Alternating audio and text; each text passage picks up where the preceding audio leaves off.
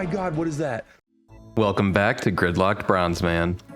Starting from the wilderness, I'm region locked until I complete all of that region's tasks. But once a region is unlocked, it stays unlocked. Additionally, I can't buy or trade items until I've obtained them myself through gameplay. Let's see where this journey takes us. Okay, so last episode we unlocked protection prayers, the rune crossbow, and got a lot of PKs. This episode we're going to be finishing off getting 75 magic, complete Mage Arena 2, and finally leave the wilderness. Alright, here we are at the secret magic training spot. Basically the problem that I was having was, while Revenant Goblins were good money, the magic XP per hour was only hitting about like 20 to 30k, which when you have to get all the way to 75 magic, that just takes way too long. So yeah, basically this method involves casting High Alchemy in between casting Water Wave at a Fire Giant. The High Alch averages around like 65k XP per hour on its own, and then the Water Wave on the Fire Giant gets up to double damage, meaning double XP, because the Fire Giant has 100% weakness to water. So this ends up being around like 130 to 135k magic XP per hour. And if you use the right item to alch, using the plugin ABC Alchemy is an easy way of figuring this out, you can profit GP while you do this. So very good method. This is what I'll be doing pretty much all the way to 75. So back with this clip from the beginning in post, he logs in and hits a 35 on me, and I'm not gonna lie, I was kind of panicking here. I don't know why I tried to like snare him and maybe like get a juke, but kind of realized like, okay, he's level 55, like maybe I can just hit him back. I saw he was like super low HP, like let's just see what happens. So I decided to just stand my ground and fight, and like you saw, yeah, it pays off big. Like I just hover my food if he ever hits high and try to eat up, but right here I see that he's eaten, so I get lucky, hit the 18, and just like that, Tome of Fire upgrade, like worth over $1 mil. I also get the genie at the same time, like buzz off, bud. Get the stamina pots, go to click Forgotten Brew, and I forgot that my looting bag is set to not take like supplies into it, so I don't even actually get the item or unlock it. A little unfortunate there, because that could have helped me boost magic levels later, but it's fine. Overall, getting a Tome of Fire PK is just worth it, and very crazy situation. I can't believe he ended up dying. Chilling at the GE, taking it easy while alching, and what is that? I think it says sub to...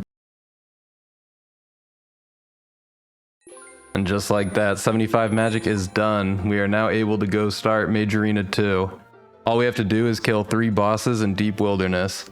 Should be doable. It's going to be a little bit difficult without Saradomin Brews and only having 1 defense, but I think we have what it takes. Let's go get our Imbued God Cape. Alright, starting off with Saradomin, just finishing him off now. Honestly, it really wasn't that bad. Eat whenever you get low, dodge whenever he throws the blue thing out. It's pretty straightforward. I think we're going to be able to cruise through this, no problem. Second boss up is the Guthix one. He's the easiest out of all of them by far. His special mechanic, he throws out these little orbs that will heal him, and you just kill the little orbs. It's really easy. So far so good. Haven't run into any PKers, haven't had any real difficulties without brews or without defense levels. I think this cape's gonna be in the bag. Alright, for the Zamorak boss, he has a mechanic where you have to run away from this like orb that he fires in order to not take big damage.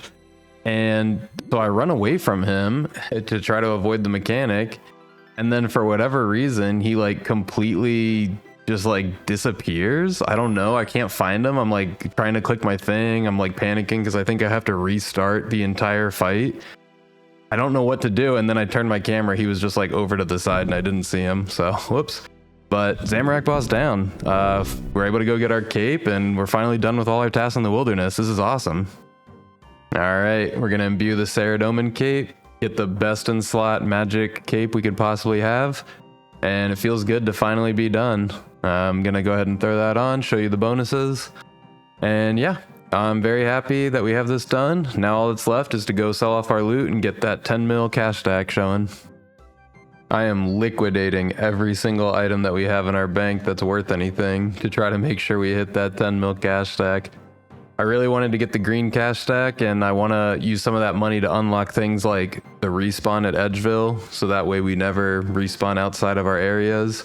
And I also want to spend 1 mil on loot keys, so that way if we PK in the future, we don't have to pick up individual items. Now that we have our 10 mil cash stack, it's safe to say that the wilderness has been completed. All that's left to do is go unlock our respawn at Edgeville and unlock loot keys. Here is half my money going away. Here is 20% of my money going away. The next zone is Varlamore. Varlamore is our next region. Our goals in this area are to unlock the Arcan Blade, full Blood Moon armor, and the boppers, and the Dragon Hunter wand. These upgrades will be huge for the account's progression. But first, I need to do some housekeeping before fully diving into Varlamore. For one, I should have completed Druidic Ritual and Rune Mysteries before episode 1 to unlock Herblore and Runecraft. Let's do that now. Secondly, I need to do Children of the Sun to even access Varlamore. While I'm very excited to start our next region, there are some problems we need to talk about. Varlamore is a massive city with tons of early to mid-game training options available. We barely have any skills leveled other than some combat ones, so we just need to train up our stats and knock out the quests, right? Well, on an account like this, it actually isn't that simple. Due to our region restrictions, some skills are very problematic to train at level 1. Hunter needs specific tools like a bird snare to even begin training, and while Varlamore has a hunter shop that sells bird snares, you can't use that shop until you have 46 hunter to access the Hunter Guild. 20 hunter is needed to start Perilous Moons, which is a hard requirement for 2 of our goals. Lamping XP is generally not something that's going to be a realistic option for me, so we're going to have to figure out something else. Then there's agility. Typically trained early via quests or rooftop courses, neither of which we have access to. The only realistic method we have until we unlock the Worm course in Varlamore are the Edgeville Dungeon monkey bars at 15 agility. If we could get to 15 agility, we would have a reliable training method to get us to 48 requirement for Heart of Darkness quests, prerequisite for the Final Dawn, and the Arcan Blade. We're going to have to think really outside the box for this one. All I know for certain at this point is that our melee stats are way too low for any of our goals, even if we had the other skill requirements needed for those quests. So while I work on a plan, I think a safe thing to do is training our melee stats in the Hyperbolic Time Chamber, aka at the Gemstone Crab. Let me know in the comments if you have any ideas of how I could go about training Hunter or Agility. Until next time, see you in episode 4.